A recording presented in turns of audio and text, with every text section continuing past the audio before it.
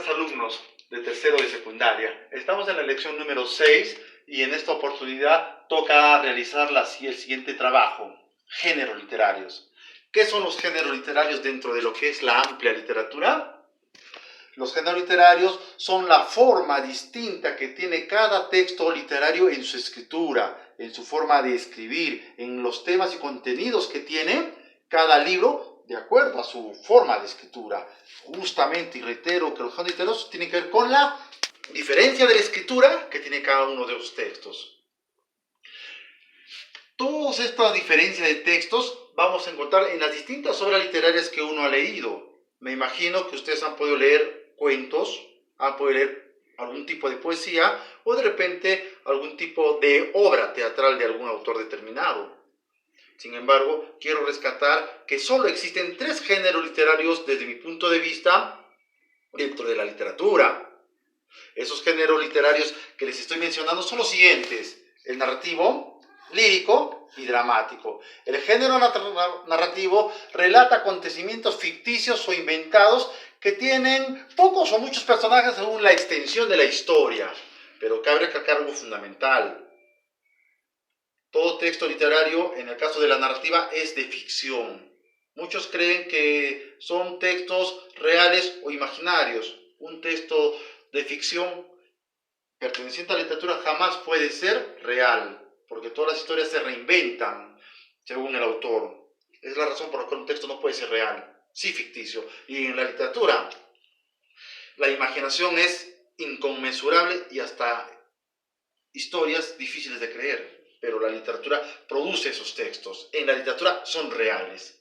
En el caso de la lírica, aquí sabemos que la poesía expresa todos los sentimientos, expresa todas las emociones, expresa todas las funciones internas que el poeta quiere representar, según sus vivencias, según sus sentimientos, cualesquiera que sean, buenos o malos, dentro de lo que es el marco de la lírica.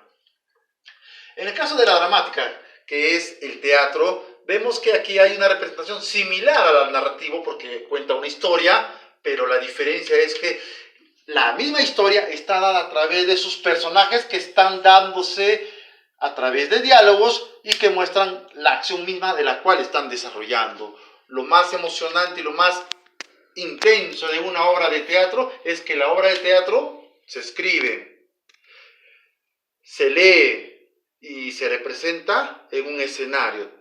Es lo más emocionante de la historia, y quien disfruta del teatro va a un auditorio a deleitarse de las diversas historias que la obra teatral puede mostrar al público en general, de quienes gustan de la literatura.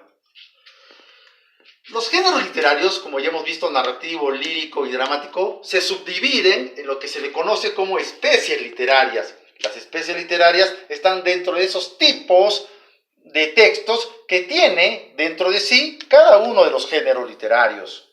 Por ejemplo, en el género narrativo, las especies literarias que conforman este género pertenecen la novela, el cuento, la fábula, la leyenda, el mito, la biografía, la historia, las memorias.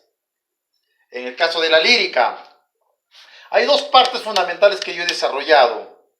Uno es el poema épico y el otro es el poema lírico. En el poema épico vemos que hay la epopeya y los cantares de gesta, que generalmente se escriben o se escribieron durante la Edad Media en verso, en la lírica. El poema lírico es aquel que expresa los sentimientos, que ya vine mencionando hace un momento, de los diferentes tipos de poesía. Ahí vemos que en especies literarias del poema lírico, dentro de la lírica, tenemos la oda, la elegía, el soneto, el epigrama, la marcha, el himno, la décima y también la canción, que son formas de poesía que los autores en sus diferentes manifestaciones expresan, como ya mencioné, sus sentimientos.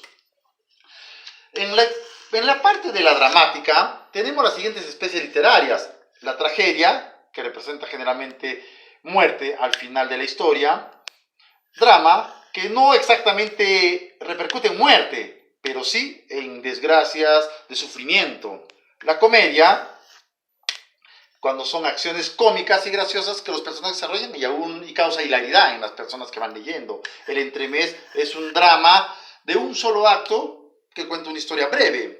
El auto sacramental, que hoy en día no lo emplean muchos autores, pero que durante la Edad Media y la época del Renacimiento fue muy usado por aquellos autores. Y un auto sacramental tiene que ver justamente con hechos religiosos.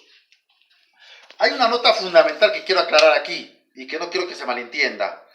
La épica, muchos consideran que es un género literario, pero no es un género literario. En el caso de Aristóteles, que mencionaba que la épica pertenecía a un género literario, lo mencionaba porque en aquella época en la que vivió Homero, en la que vivió Sófocles, Eurípides, etc., mencionaban hechos heroicos de sus protagonistas, más allá de lo que un ser común y corriente podría ser. Y Aristóteles consideró que esa parte de la heroicidad de estos personajes podría ser considerado como género, pero no. La épica viene a ser un tema que se desarrolla en las historias de cada uno de los géneros literarios. Un tema épico se puede mencionar en una novela, en un cuento, en una fábula, en una leyenda, en un mito. Aquí hay épica, por ejemplo. Épica también se puede mencionar en los poemas épicos, que se mencionan ciertas hazañas de ciertos personajes, como por ejemplo Martín Fierro de José Hernández, es un poema épico. Las Luisiadas, ¿no?, de Camões, por ejemplo. Y también puede haber épica en la dramática. Como ven, la épica pertenece como tema en cada uno de los géneros, mas no es un género literario. Esa salvedad que quede claro para que no haya más confusión. Bien, la tarea de hoy va a constar del siguiente ejercicio. Ustedes me van a escribir 10 títulos de autores con sus respectivas obras literarias en narrativa, lírica y dramática. 10 obras de cada uno de estos géneros con sus autores y sus respectivos títulos que escribieron. Bien, ahora vamos a pasar a lo que va a ser literatura de las lecturas que estamos llevando en el cuaderno de literatura.